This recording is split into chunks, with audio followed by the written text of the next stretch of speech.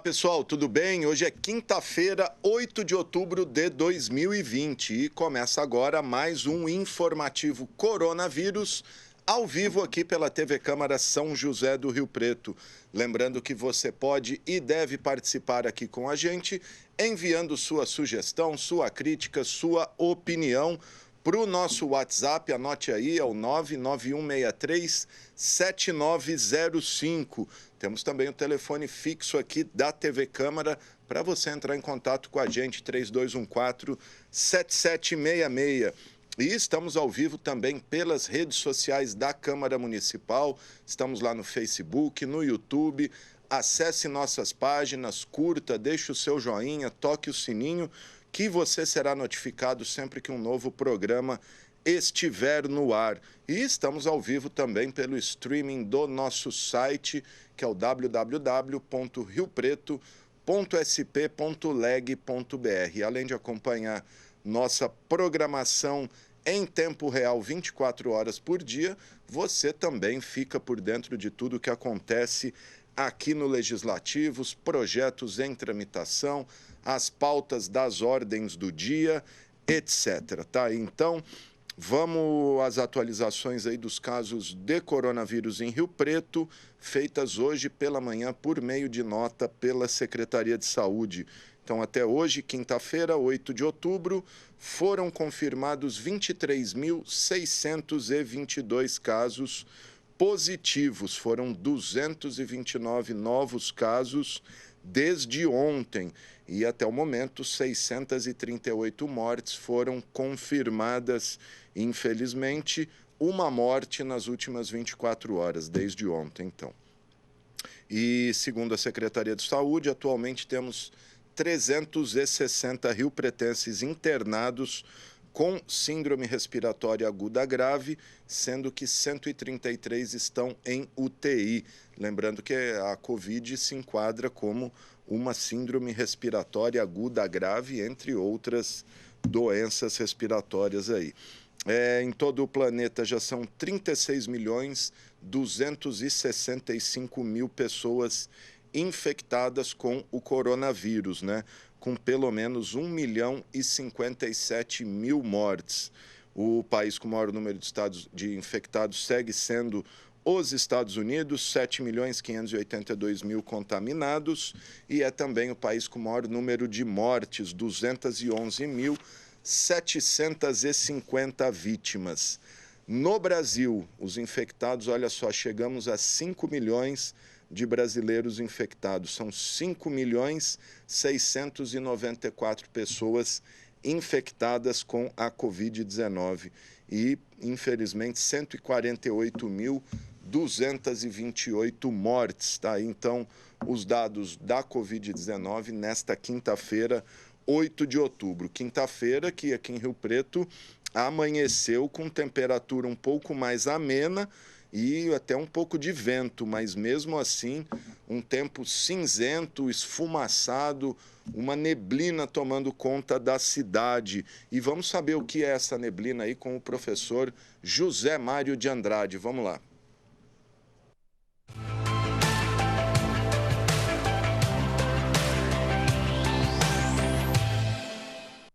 Um bom dia, uma boa tarde, uma boa noite e um excelente ar para todos nós.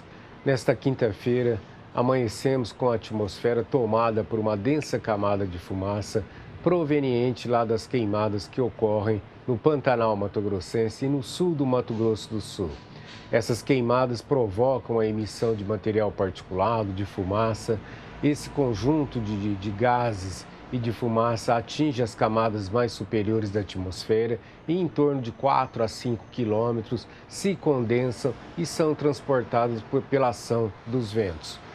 No momento, os ventos predominantes estão da direção sul, trazendo a umidade, trazendo as primeiras correntes de massa de ar frio para a nossa região. Contudo, esse movimento da atmosfera também permite que os aerossóis lá do Pantanal Mato-Grossense ficassem estacionados sobre a nossa região, abrangendo as regiões, as cidades de Rio Preto, de Catanduva, Votuporanga, Araçatuba, Araraquara, Ribeirão Preto e chegando até em Marília, na região praticamente central do estado de São Paulo. Essa camada de fumaça, ela se intensificou a partir das 8, 7 horas da manhã, com a queda de temperatura que houve. Houve uma queda de temperatura de ontem para hoje de em torno de 3 graus. A umidade relativa do ar aumentou em função de que os ventos agora estão soprando do quadrante sul, trazendo a umidade do ar lá do oceano, e as primeiras frentes frias estão cada vez mais se aproximando da nossa região. Contudo, não há expectativas de chuvas até o dia 12, dia 13 de outubro aqui na nossa região. As autoridades sanitárias, a Defesa Civil, recomenda que as pessoas permaneçam em casa, usem racionalmente a água, porque estamos vivendo um momento de exaustão, de racionamento dos mananciais, façam uma reidratação intensiva e evitem esforços físicos pesados ao ar livre. A expectativa é que as temperaturas se reduzam ao longo do dia e não atinjam 40, 41 graus, como a que ocorreu durante essa semana.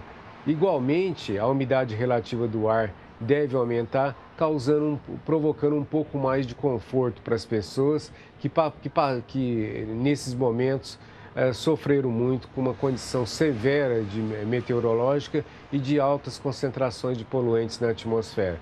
Esperamos que esse quadro se reverta, contudo, as previsões são de que ainda teremos que esperar pelo menos uns 4 ou 5 dias para, sim, quando as primeiras chuvas chegarem, tivermos uma situação melhor de qualidade do ar e de conforto térmico para 2 milhões de pessoas que residem no Noroeste Paulista.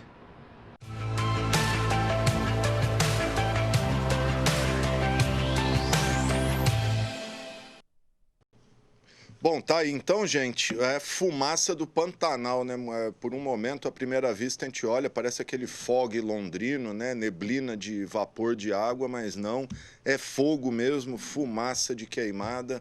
O ar tá complicado, complicadíssimo, difícil respirar aí.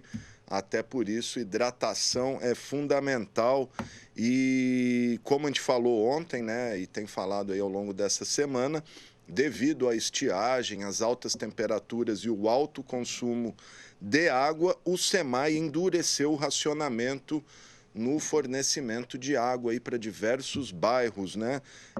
Os bairros atendidos pela estação de tratamento de água ali, o Palácio das Águas, que trata a água captada na represa municipal, responsável por pelo menos 30% do abastecimento da cidade. A gente tem as informações detalhadas aí com a jornalista Vivian Lima. Vamos conferir.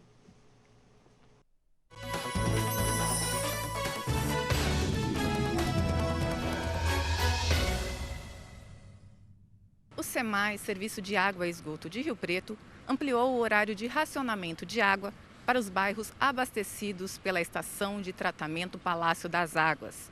Agora, o racionamento será realizado do meio-dia até às 10 da noite. A medida atinge 18 áreas da cidade e uma população de aproximadamente 180 mil pessoas. A represa municipal, que fornece água para a estação Palácio das Águas, está abaixo do nível do vertedouro. A produção do Lago 1, que já foi de 450 litros por segundo, agora está em 250 litros por segundo. O racionamento teve início no dia 17 de setembro. O alto consumo e o período sem chuvas motivaram a medida. Além da represa municipal, outras reservas que abastecem a cidade também já estão fornecendo água no limite. O SEMAI pede a colaboração da população para o uso racional da água. A partir de agora, quem for pego desperdiçando o recurso será notificado. Em caso de reincidência, será aplicada uma multa no valor de R$ 2.168,64. Lembrando que lavar calçadas e veículos com mangueira, deixar regadores de plantas ligados e trocar água da piscina são ações consideradas desperdício. Vivian Lima para o Boletim Câmara Notícias.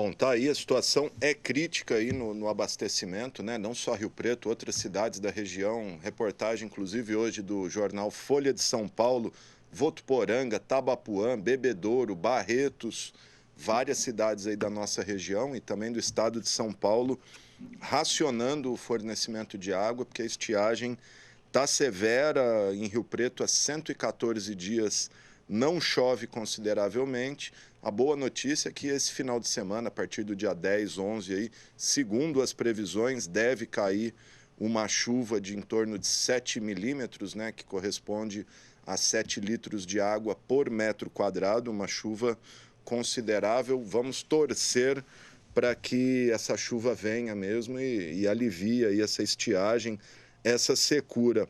Só para complementar aí, os bairros que são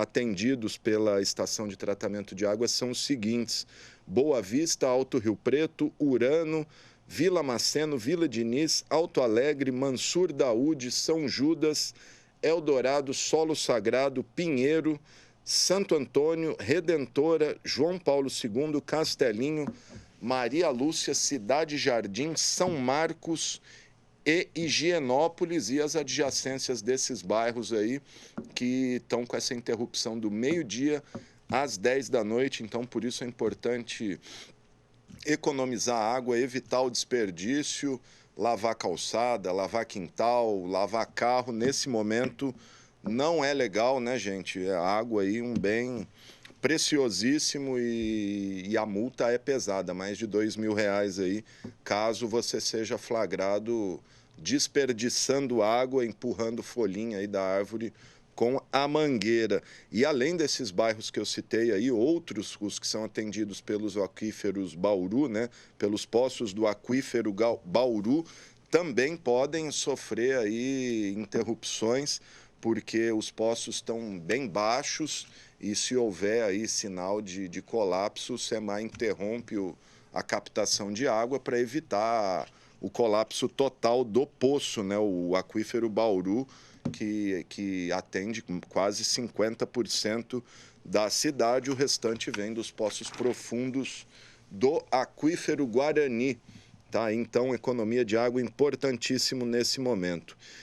Vamos lembrar que a gente está ao vivo aqui pela TV Câmara, você pode participar aqui com a gente, jogar o WhatsApp aí na tela, é o 99163-7905 e tem também o nosso telefone fixo aí, o 3214-7766. Daqui a pouquinho a candidata entrevistada de hoje é a Coronel Helena, do Republicanos. Daqui a pouquinho, a partir das 4h20, entrevista ao vivo aqui com a candidata do Republicanos, a Coronel Helena, que aparece em segundo aí na pesquisa divulgada até o momento. A Coronel aparece com 9% de intenção de voto contra 31% do atual prefeito Edinho Araújo. Tá? Então, daqui a pouquinho, entrevista com a Coronel Helena. E vamos falar um pouquinho da sessão. Na terça-feira última aí, a gente teve a 34ª sessão ordinária de 2020 e a gente tem as informações com a jornalista Thaís Machado. Vamos conferir aí.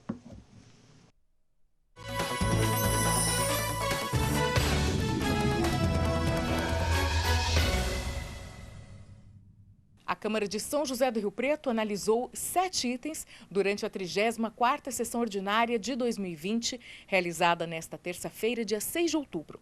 Do Executivo, 4 projetos que estavam na pauta foram aprovados, todos em primeira discussão. 2 dispõem sobre a outorga de uso, sob forma de concessão administrativa, de imóvel público municipal em favor da Sociedade Cultural Ítalo-Brasileira, Amit de Itália, e da Fundação Faculdade Regional de Medicina de Rio Preto, Casa de Arthur. Outro projeto altera a Lei nº 13.611, de agosto de 2020, que dispõe sobre a criação do Fundo de Desenvolvimento Econômico de Rio Preto.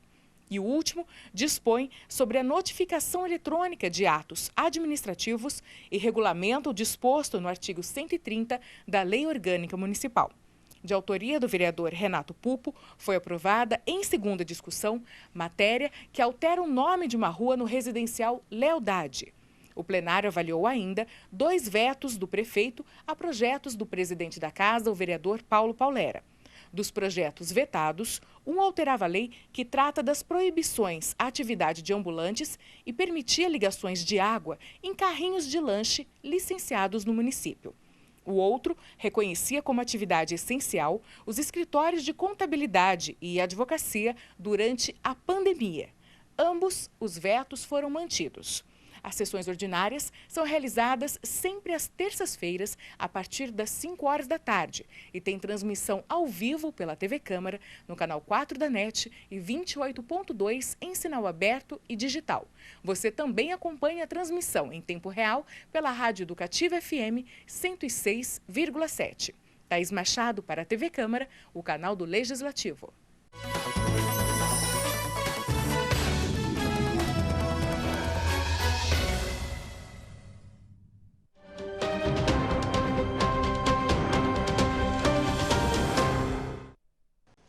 Bom, eleições 2020, gente, agora começa para valer, né? A partir de amanhã, sexta-feira, dia 9, começa a propaganda eleitoral aqui nas televisões e nos rádios, né?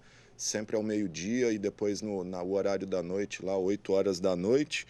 E além dos programas, os programas propriamente ditos, inserções de candidatos ao longo de toda a programação aí. Então, é oportunidade de você conhecer quem é candidato, quem não é, saber o que cada um tem a dizer. Oportunidade dos candidatos a vereador também terão oportunidade de aparecer aí. Essa é uma eleição bastante atípica aí por conta da pandemia de Covid-19, as pessoas evitando aglomerações, o corpo a corpo, aquele tradicional corpo a corpo no calçadão, nos centros comerciais aí.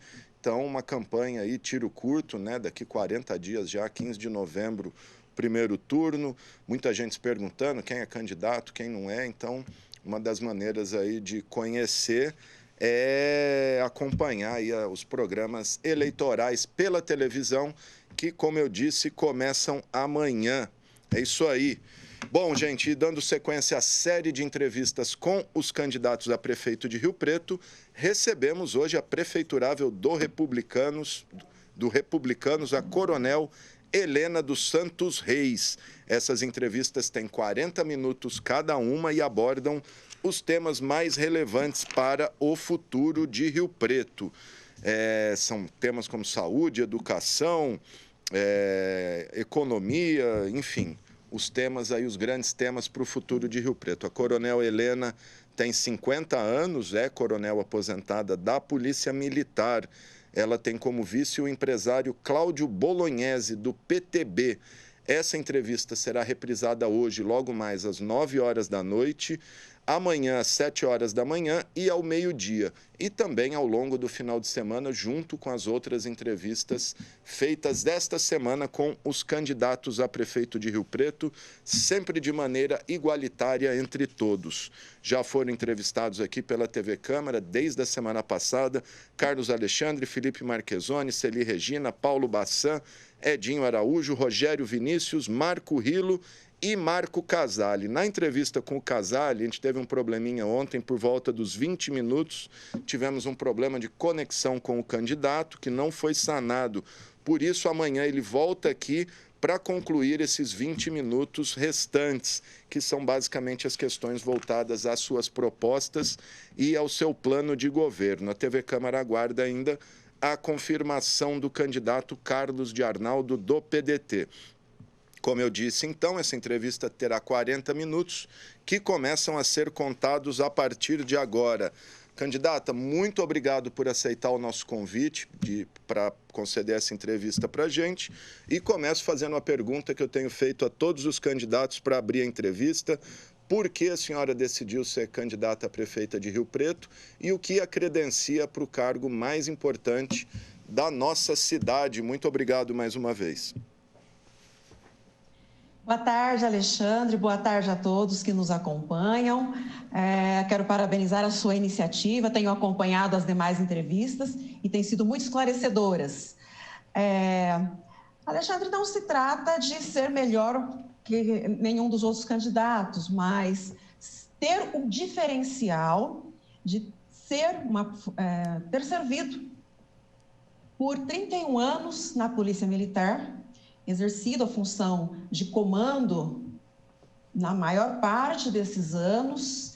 E essa experiência de gestão é muito valiosa. Fui comandante aqui da região de Rio Preto por quase 2 anos, responsável por 96 municípios, mais de 2.200 homens e mulheres. Fui secretária de Estado, também uma função executiva em que tive a oportunidade de ter várias vivências, inclusive em Brasília, em busca de recurso para os municípios. Então, essa experiência, eu creio que seja o diferencial e é o que me habilita para essa função, ser prefeita de Rio Preto. A decisão foi tomada depois de uma grande reflexão e eu cheguei à conclusão que não devo me omitir, podendo fazer algo pela comunidade, pela sociedade. E é por isso que eu me apresento, coloco aqui meu nome, minha história, à disposição da população. Muito bom. Candidata, na segunda-feira a gente teve a divulgação aí da primeira pesquisa, né, divulgada pelo portal DL News e Record TV, e a senhora aparece já em segundo lugar com 9%. Quero saber se surpreendeu a senhora, se era o esperado, esperava mais, achava que estava mais atrás, e se a senhora já acredita num segundo turno. Eu achei bastante promissor o resultado da pesquisa. Tive um crescimento desde aquela primeira pesquisa promovida por um jornal aqui da cidade, teve um crescimento expressivo. E por se tratar da primeira semana ainda da campanha, acho que o potencial de crescimento é muito grande. Vamos pegar o índice de rejeição do candidato que está em primeiro lugar, é de 21%, e o meu é de 3%. E tem que considerar também que um percentual grande de pessoas ainda está indecisa, ainda não sabem quem vai votar. Então, o nosso trabalho agora é convencer esses indecisos a vir conosco. Pois é, 26% de indecisos ainda, é muita gente ainda para decidir. Candidato, outra reflexão que eu tenho feito aí com todos os candidatos é desse período de viés aí bastante conservador e por vezes até reacionário que a gente enfrenta na política nacional que se reflete em Rio Preto. A senhora, além de militar aí além de militar, né, que é uma tendência forte liberal conservadora, pertence ao Republicanos, que é um partido ligado à Igreja Universal e que apoia fielmente o governo Bolsonaro. Quero saber como a senhora se coloca no espectro ideológico partidário aí. Sim, aliás, é interessante essa pergunta, porque a minha escolha pelo Partido Republicanos foi justamente depois de conhecer o manifesto do partido e encontrar ali o reflexo dos meus valores. Então, eu me coloco realmente como uma pessoa conservadora, claro que já virou chavão dizer, né, mas liberal na economia, porque a gente tem realmente uma postura de desenvolvimento, que nós vamos trabalhar, aí está explícito no nosso plano, mas tem um alinhamento com o governo Bolsonaro e a questão de ser militar, claro, a gente se identifica com esses valores. A questão religiosa, eu creio que não é algo que interfira na nossa proposta, não foi algo que que tenha tido um peso na escolha do partido, mas, como eu tenho dito, eu respeito todas eu respeito a fé em primeiro lugar, e a fé é uma questão de foro íntimo, e as igrejas fazem um papel social, elas estão, por vezes, em locais que o Estado não está. E considero potenciais, todas elas, a Igreja Católica, os centros espíritas, as igrejas evangélicas, todas elas considero como potenciais parceiras no meu governo. A senhora, inclusive, cita isso na parte da assistência social, daqui a pouquinho a gente vai repercutir. A senhora meio que já respondeu, mas, como eu disse, o partido da senhora é intimamente ligado à Universal. Qual que vai ser o papel da igreja na sua campanha e, se eventualmente a senhora for eleita, o papel da igreja no governo? Alexandre, é curioso isso, porque a gente não percebe esse questionamento em relação a outras religiões, né? Então, realmente, é uma reflexão para a gente fazer o porquê dessa preocupação com a questão da Universal. Eu sou cristã católica e, como já disse, respeito todas as fés, e a nossa busca será por pessoas capacitadas, qualificadas para as respectivas funções. Não temos nenhum viés aí de nenhuma intenção de privilegiar um ou outro grupo religioso. Vamos buscar realmente pessoas pelo seu conhecimento técnico, conhecimento nas respectivas áreas, e pessoas que irão de fato contribuir para a realização desse nosso projeto de cidade. Perfeito. Falar um pouquinho do financiamento de campanha, um tema que a gente tem abordado com muitos aqui. Como será o financiamento da sua campanha? Vai usar fundo eleitoral?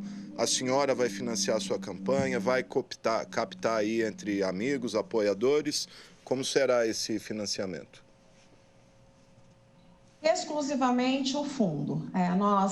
Eu não tenho recursos próprios para investir na campanha e nós não pretendemos fazer captação junto a pessoas físicas. Então, vai ser exclusivamente o fundo partidário. Ok.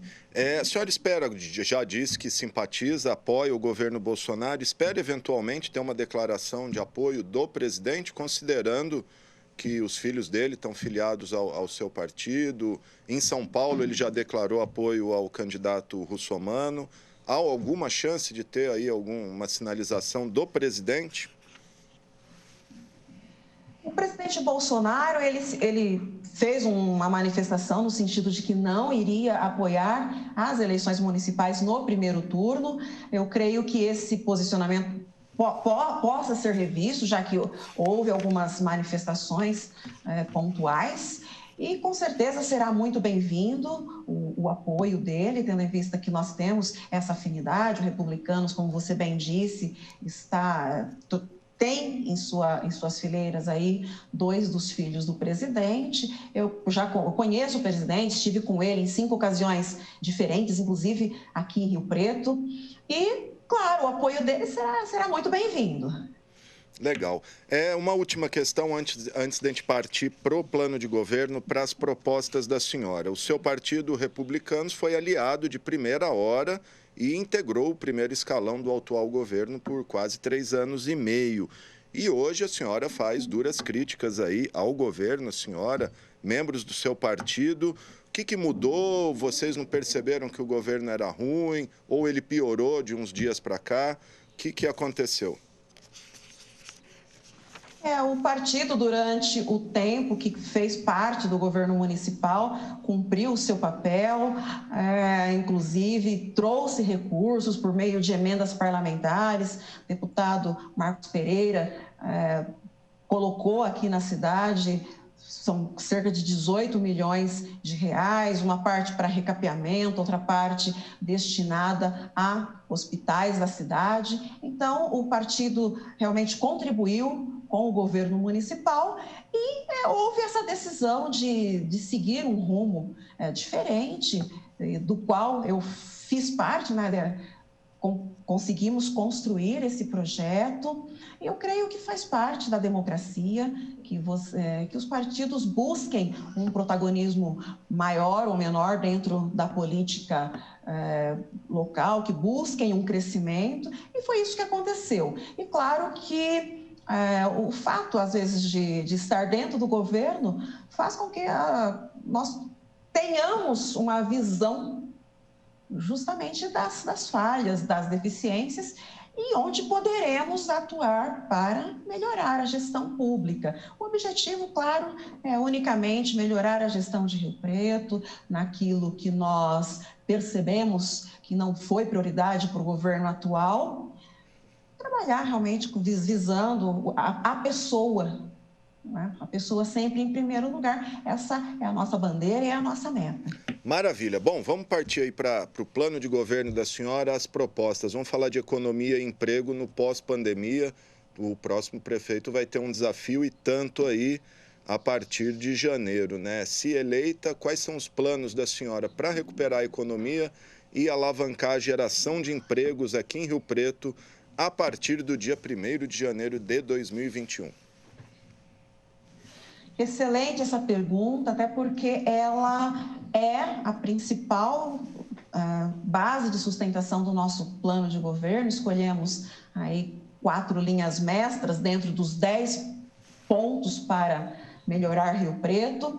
E esse cenário, nós já vínhamos de uma crise econômica desde 2014, principalmente depois do segundo governo aí da Dilma Rousseff, que se intensificou muito com a pandemia, os índices de desemprego se atingiram índices alarmantes, né? Então, nós temos que trabalhar fortemente para minimizar, melhorar, recuperar a economia, o emprego e a renda. Então, o primeiro passo que nós temos em mente é a reorganização. Nós estamos propondo uma reforma na estrutura das secretarias, em que, hoje, o que nós vemos? Nós temos 3 secretarias que cuidam de assuntos correlatos, mas que não se conversam. A notícia que nós temos é que a Secretaria de Desenvolvimento Econômico, Planejamento e Trabalho não se conversam. Então, o que nós estamos fazendo? Estamos tirando a parte de tecnologia, ciência, tecnologia e inovação do planejamento, extinguindo a Secretaria do Trabalho e criando a Supersecretaria de Economia, Tecnologia e Trabalho, para que a questão do capital, do emprego, da tecnologia caminhem juntas de uma maneira em que as políticas públicas sejam mais eficientes. O segundo passo é desburocratizar e diminuir o custo Rio Preto, né? A gente tem o custo Brasil e Rio Preto fica no Brasil, obviamente. Então, temos uma crítica comum, inclusive dos estrangeiros que se interessam pelo Brasil, de que é muito difícil investir, abrir uma empresa, instalar uma indústria aqui no Brasil. E a gente precisa melhorar isso, diminuir a burocracia, tornar os processos mais ágeis, a tecnologia está aí para nos ajudar, melhorar o fluxo de informações, simplificar realmente aquela história, o conceito do carimbo, né? Hoje a gente pode até não ter o carimbo físico, mas temos um sistema extremamente oneroso em que são muitas etapas que não agregam nada ao processo. E isso faz com que as pessoas se percam e percam o interesse, às vezes, pela nossa cidade. Nós temos tido um movimento de fuga de empresas aqui da região. Eu lembro quando eu fiz turismo, há 2 décadas praticamente, a gente teve aquela notícia do Beto Carreiro World, que iria se instalar em Rio Preto e foi para o sul do país, tendo em vista as dificuldades que ele encontrou. Hoje poderíamos ter um parque temático em Rio Preto, nós temos uma cervejaria que poderia estar aqui, está em Araraquara, nós temos a Coca-Cola, que hoje só tem um depósito, basicamente, naquelas instalações que a gente visitava quando era criança. Então, essa fuga de empresa, isso se deve às dificuldades que os empresários, a indústria encontra para se instalar aqui em Rio Preto. Um passo que eu considero muito importante é a capacitação. A gente precisa investir forte em capacitação. A questão da pandemia, ela mostrou que muitas empresas não estavam preparadas para esse novo mundo, a questão da venda online. Então, nós precisamos capacitar. As indústrias preferem se instalar naqueles locais que há uma farta mão de obra qualificada. Então, nós precisamos investir muito nos jovens, principalmente, mas já começando lá com a criança. O nosso projeto de educação, nosso plano para a educação já prevê um ensino de base tecnológica para já desenvolver o interesse desde criança, desde pequeno, nesse setor, para que essa criança e esse futuro trabalhador, ele já esteja preparado para esse novo mundo que começa, que já está acontecendo essa mudança. Nós prevemos também a questão das parcerias, é muito importante. Eu vi uma entrevista esses dias em que ficou bem claro que o setor privado é que vai alavancar realmente a economia, o Estado tem o dever de fomentar, o que é um outro ponto. Então, parcerias público-privadas, com o Sistema S, com as universidades, e tantas outras que forem possíveis para que nós possamos realmente alavancar a economia. Fomentar o movimento de startups, fundamental isso. Nós temos um parque tecnológico que está patinando há muitos anos, nós precisamos atrair mais empresas de base tecnológica, ter mais e melhores empregos. Nós temos uma FATEC em Rio Preto que todo ano coloca no mercado muitos jovens qualificados que às vezes não encontram um emprego à altura da sua qualificação. E temos que buscar recursos no governo federal e até em bancos internacionais, aí o BID, o BIRD. Nós temos que buscar esse recurso para que realmente a gente consiga viabilizar a atração.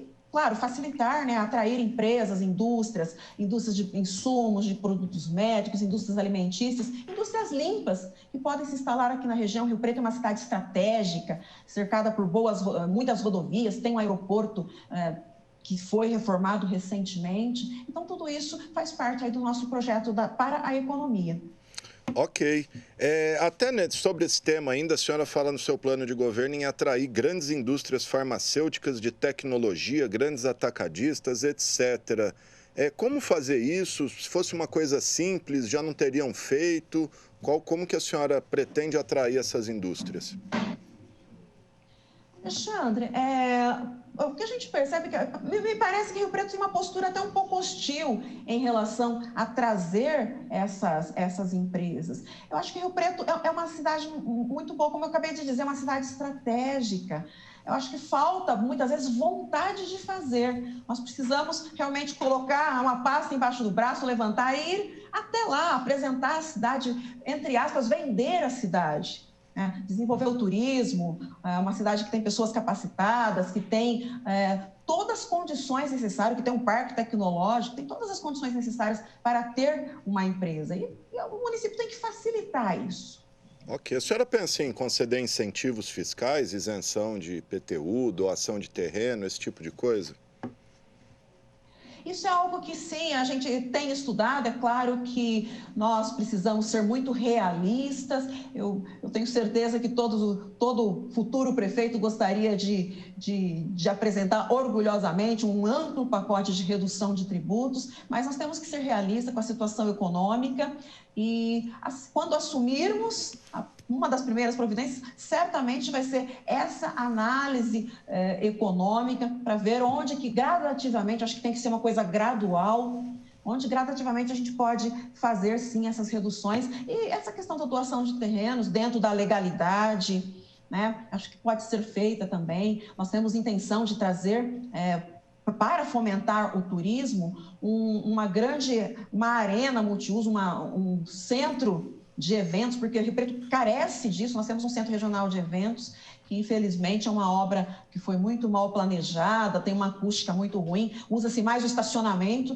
do que a própria cúpula rosa. Então, a gente precisa ter esse local para a realização de grandes feiras, de tantos congressos, um espaço realmente multiuso que facilite a vida, porque o turismo aqui em Rio Preto tem essa vocação para os eventos. Então, a gente precisa dar condições para que isso se concretize.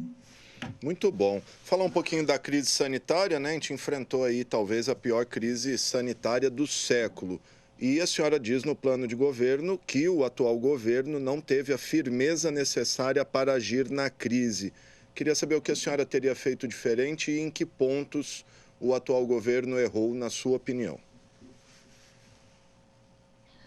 Com certeza, essa é a pergunta mais valiosa nesse momento, porque nós precisamos ter uma solução para a gestão dessa crise, que não deve acabar em dezembro. Com certeza nós teremos que manter uma série de medidas. Então, em relação à crise sanitária, nós dividimos, lá no capítulo da saúde, nós criamos uma parte específica para falar sobre a gestão da pandemia, sob enfoque da saúde, que, claro, tem um papel primordial nisso, mas nós vislumbramos a possibilidade de reformular o comitê gestor e de ter a coordenação geral da Defesa Civil. Por que a Defesa Civil? É um órgão que existe, na verdade, a origem da Defesa Civil no mundo foi justamente a Segunda Guerra Mundial, uma situação em que as pessoas precisavam de ajuda, de incentivo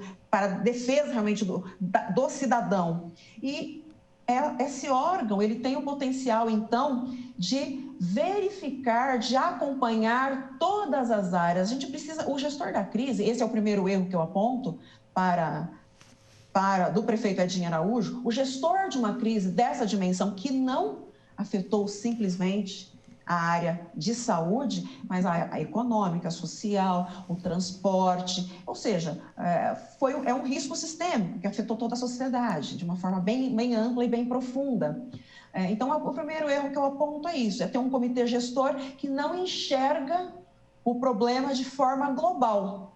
Então, isso tem que ser refeito e reorganizado. Outro problema é que nos outros países, quando a crise chegou aqui, outros países já tinham avançado no combate à pandemia, e por lá o que nós vimos de primordial? Testagem em massa da população, triagem, né? Separando as pessoas com Covid de outras doenças, isso não foi feito aqui.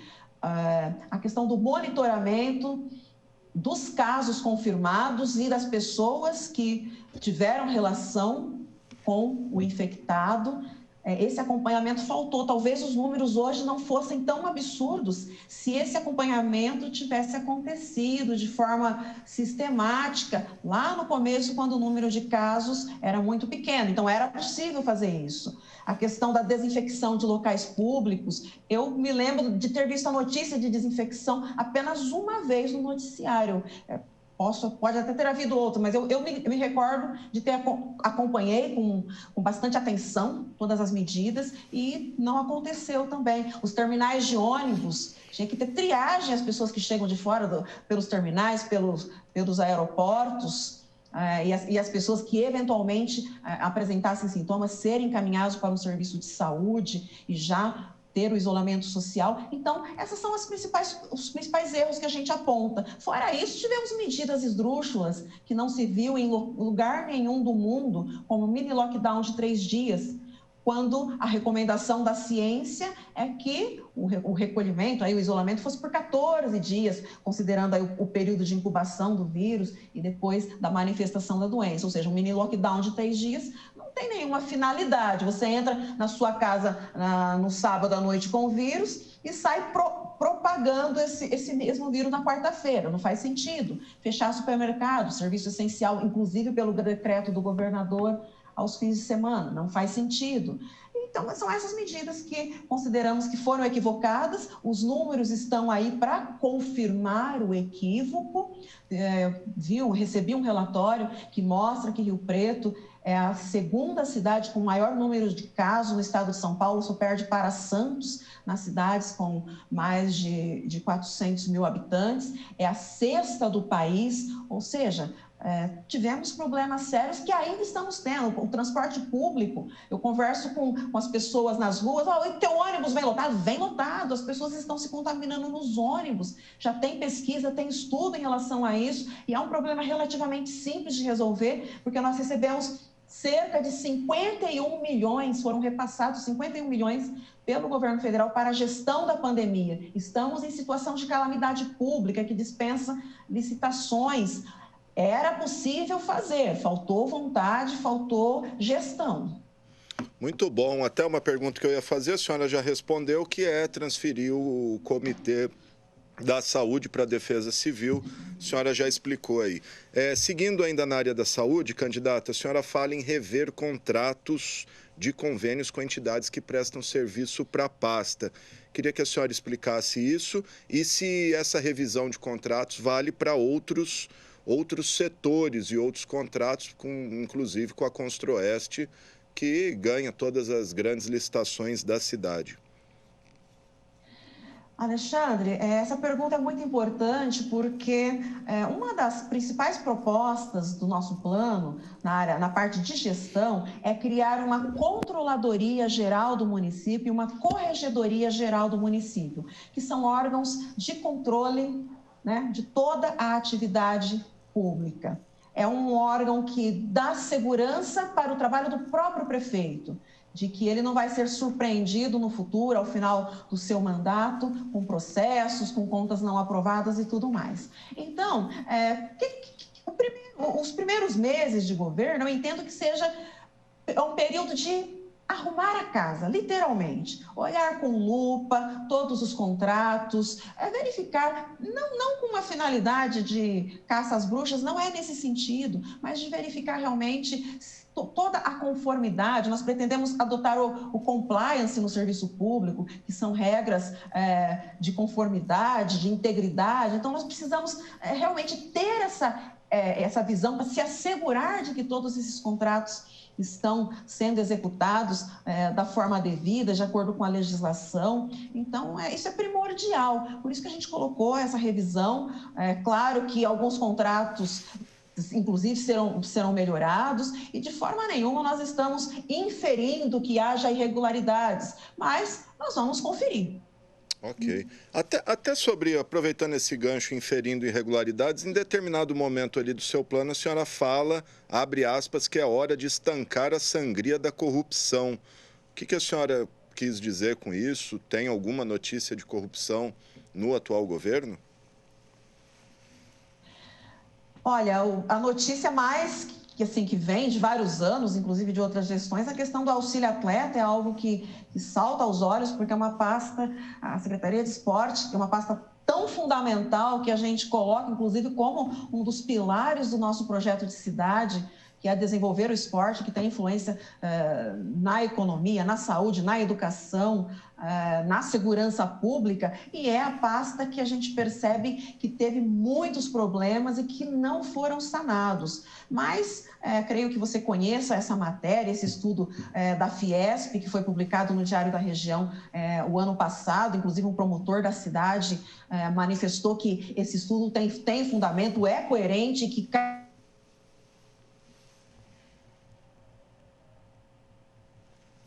acho que a gente travou aí com a candidata, vamos ver se a gente retoma, já estou parando o tempo dela aqui.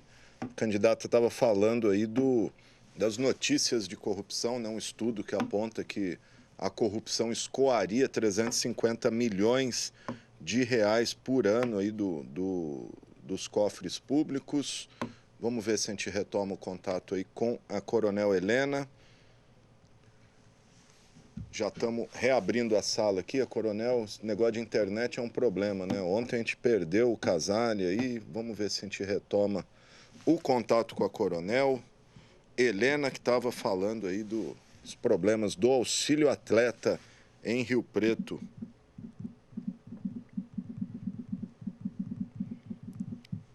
Dá 5 minutinhos aí, ver se a candidata retoma o contato. Enquanto ela... Vamos fazer o seguinte, vamos chamar um intervalinho aí enquanto... Ah, voltou já? Então vamos lá. Candidata, retomamos? Tá entrando na... Aí, candidata, me ouve? Retomamos a conexão? Voltamos. Opa, maravilha. Ó, tô retomando o tempo, a gente tinha parado aos 11 minutos e 37 segundos, contagem regressiva, é o tempo que falta para a senhora, ok? Disparando novamente, okay. Vamos lá. É só para concluir essa questão da corrupção, nós temos uma... Tá me ouvindo bem? Sim, perfeitamente. Então, para concluir essa história, então tem esse estudo e a gente temos uma CPI das calçadas que estão questionada a questão da qualidade. Então, os problemas são muitos. Legal. Por isso que a gente coloca isso como uma prioridade, porque é muito dinheiro. E a cidade vai precisar de cada centavo para investir no cidadão, investir na recuperação do emprego, da economia, como nós vínhamos falando. Muito bom. Bom, eu li o plano de governo inteiro da senhora, tem muita coisa ali, a gente podia ficar horas aqui debatendo. Vamos falar um pouquinho de assistência social, porque esse é um problema que já existia e que se agravou com a pandemia, que é a explosão de pessoas aí em condições de rua pelas avenidas de Rio Preto, parques, né? A gente vê praças tomadas por pessoas aí desalentadas que, enfim, acabam tendo esses locais como moradia. Queria saber qual que é a proposta da senhora para esse setor, o que fazer com essas pessoas, é dar qualificação, é internar, mandar de volta para as cidades de origem. E aí eu já emendo um outro tema que a senhora fala também, em erradicar flanelinhas das ruas. Queria que a senhora falasse sobre esse tema aí. Você praticamente elencou uma série de medidas que são importantes nesse contexto. A assistência social será muito necessária nesse momento, inclusive dando atenção psicológica, em muitos casos de pessoas que estão aí desnorteadas. Então, nosso projeto de assistência social, ele prevê... Primeiro, uma triagem, a gente precisa diagnosticar melhor esse problema, como você bem ressaltou, o problema já existia e agora se intensificou.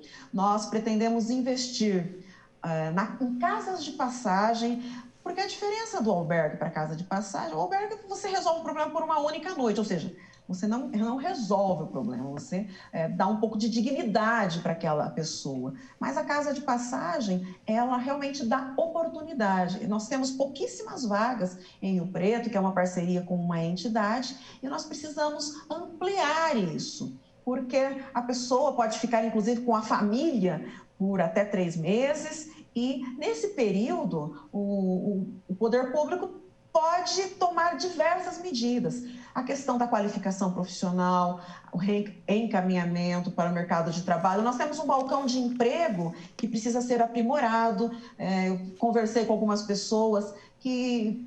Porque o balcão, na verdade, ele só recebe as ofertas e repassa. Ele pode ter um papel mais dinâmico, de separar as pessoas por qualificação, de encaminhar aquelas pessoas que tenham deficiências aí de alfabetização, de capacitação, também para que haja uma triagem e um tratamento dessas condições, para que ela realmente tenha condições de se encaixar no mercado.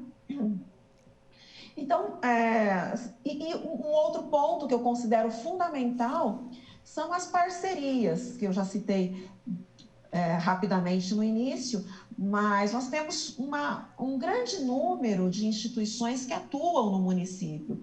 E o que nós percebemos, isso já era uma percepção antiga minha, quando eu estava no comando aqui da região, nós tivemos uma iniciativa junto com a ACIRP e outras entidades representativas, de fazer um trabalho de cadastrar todas as instituições que atuam na área, de forma que a gente possa ter uma distribuição melhor pela cidade. Nós temos pessoas, por exemplo, que são assistidas em 2, 3 projetos e outras que não são assistidas em nenhum. Então, nós precisamos ter isso muito claro, mapeado, para que tenha um direcionamento. Então, eu considero assim, vital que a gente tenha parceria com igrejas de todas as vertentes aí, a católica, a evangélica, centros espíritas que já atuam nessa área. Sim. E para que a gente possa investir nisso, com capacitação, com inclusive ressocialização, então, pessoas que precisam ser encaminhadas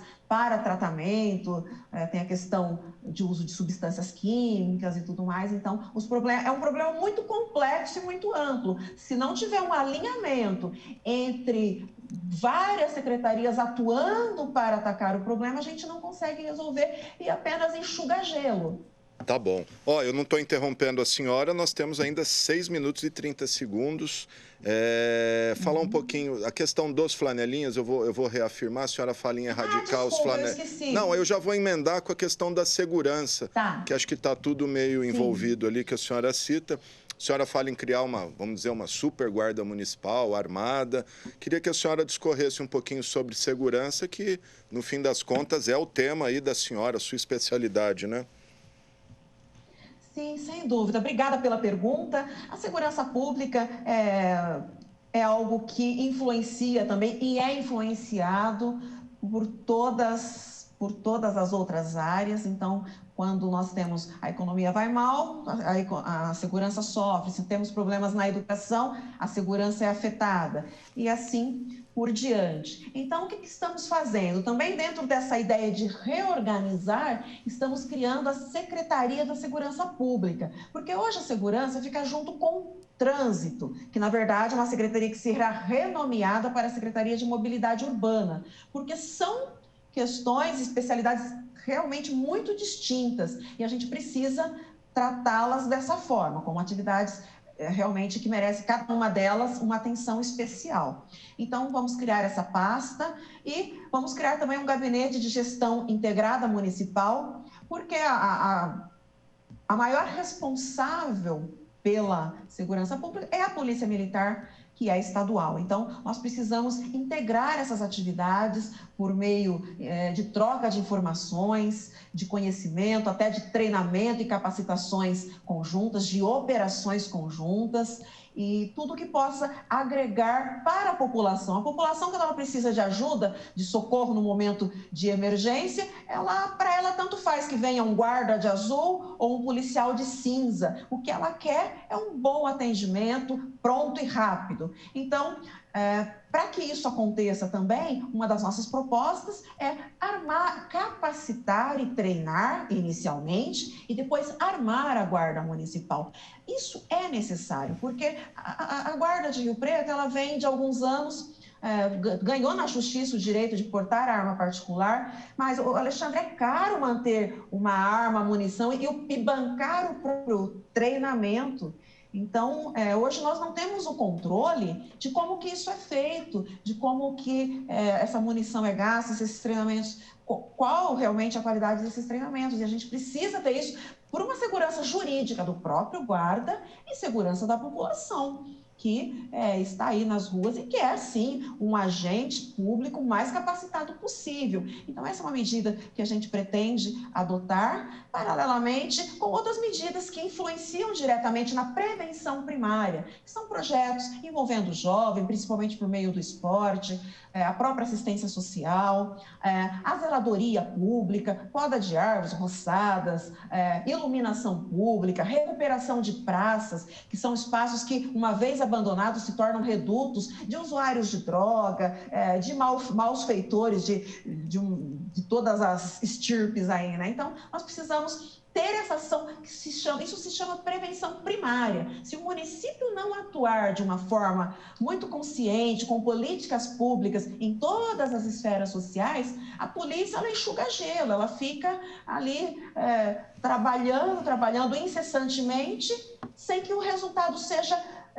trabalha muito bem, o resultado é efetivo, mas seria muito maior e muito melhor se o município realmente tiver uma atuação proativa com políticas públicas eficientes que previnam o delito. Perfeito. Rapidinho, estamos caminhando para o final. Educação, quero saber o que a senhora pretende, considerando que tivemos um ano perdido aí para a educação, né, por conta da pandemia. E queria que a senhora explicasse, a senhora fala em rediscutir e planejar um novo modelo de ensino. Acho que a senhora até deu uma pincelada aí no comecinho. Rapidinho, para dar tempo de a gente falar pelo menos de meio ambiente ainda, candidata. Sim, a própria questão da pandemia, ela trouxe essa dificuldade com o modelo de ensino nosso, que é do século passado, né? Que, aliás, talvez até do século XIX. Então, a gente precisa reformular isso e ter realmente um ensino que capacite o jovem para o mercado de trabalho. E hoje é a tecnologia. Então, a gente precisa ter um ensino, uma estrutura, começando pela estrutura física, uma estrutura mais atraente. O jovem, ele está aqui com o seu celular na mão, ele está conectado o tempo todo, e o ensino, ele tem que acompanhar essa dinâmica.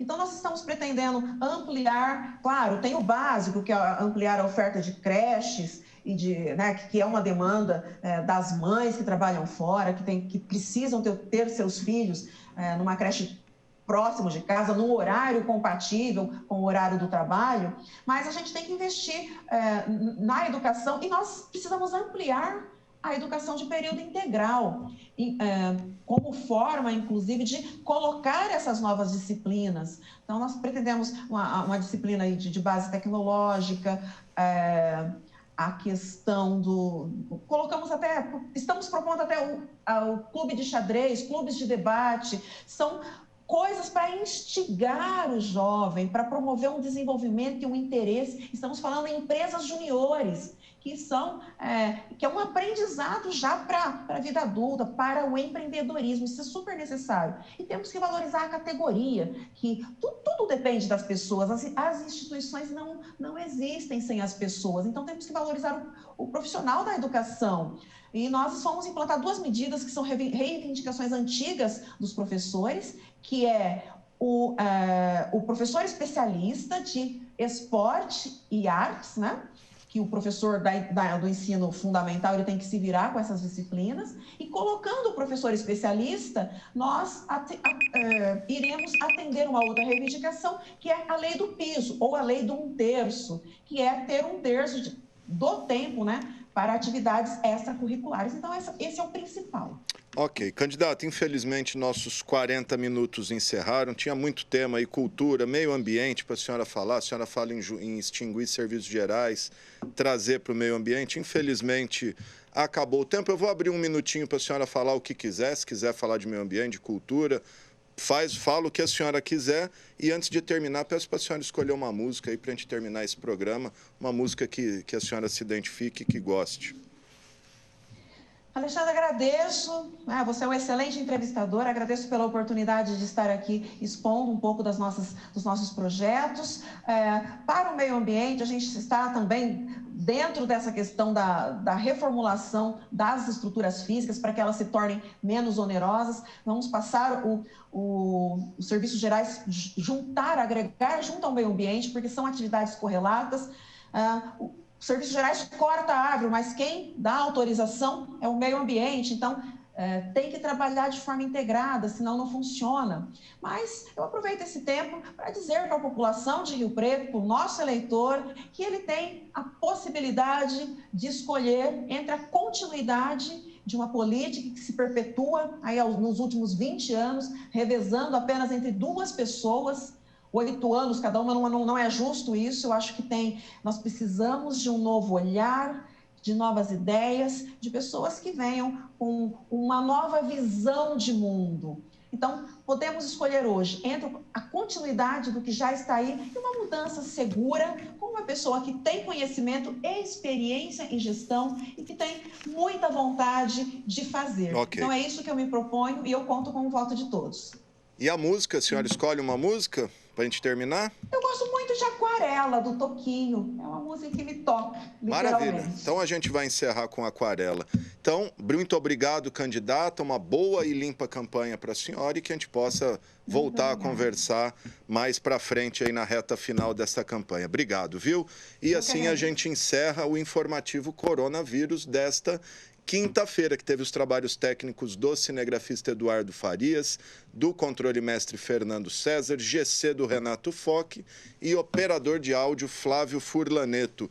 Repetindo, se você quiser rever essa entrevista, esse programa, ela será reprisada logo mais às 9 horas da noite, amanhã às 7 horas da manhã e ao meio-dia, e no fim de semana ao longo da programação junto com os outros candidatos, e também está disponível junto com todos no nosso canal do YouTube para você ver quando quiser. E a gente volta amanhã às 4 horas para finalizar a entrevista que não terminou com o Marco Casale. Então a gente termina aí com a música escolhida pela candidata, Aquarela do Toquinho. Vamos lá, até amanhã. Numa folha qualquer eu desenho um sol amarelo. E com 5 ou 6 retas é fácil fazer um castelo. Com o lápis em torno da mão e me dou uma luva.